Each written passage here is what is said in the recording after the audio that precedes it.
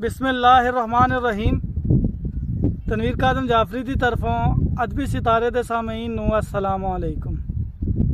सारा तो पहले असीं तुहानूं अदबी चैनल सितारे दे उत्ते खुश आमदीद आखदे हां। अज असीं तुहाडे वास्ते नवीं एक पंजाबी गज़ल लैके आए हां। तो उम्मीद करते हैं कि गज़ल तुहानूं पसंद आएगी।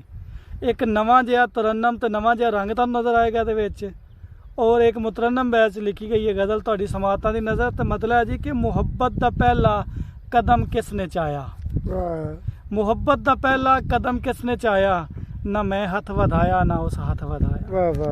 मुहब्बत दा पहला कदम किसने चाया, ना मैं हथ वधाया ना उस हथ वधाया। निगाह नाल निगाहां जदां चन मिलाइयां, निगाह नाल निगाहां जदां चन मिलाइयां।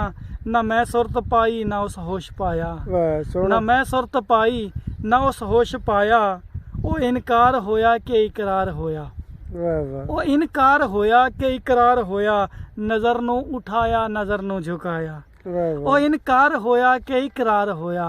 नज़र नूं उठाया नज़र नूं झुकाया। रिया केक कटिया ओदी बर्थडे दा, रिया केक कटिया ओदी बर्थडे दा। ना मैं केक चाया ना उस केक चाया, न रिया केक कटिया ओदी बर्थडे दा। ना मैं केक चाया ना उस केक चाया।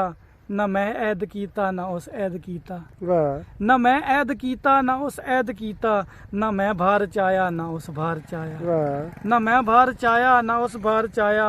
ओदी ते मेरी ये मुहब्बत अनोखी, ओदी ते मेरी ये मुहब्बत अनोखी। ना मैं उसनू भुलिया ना उसने भुलाया, ना मैं उसनू भुलिया ना उसने भुलाया।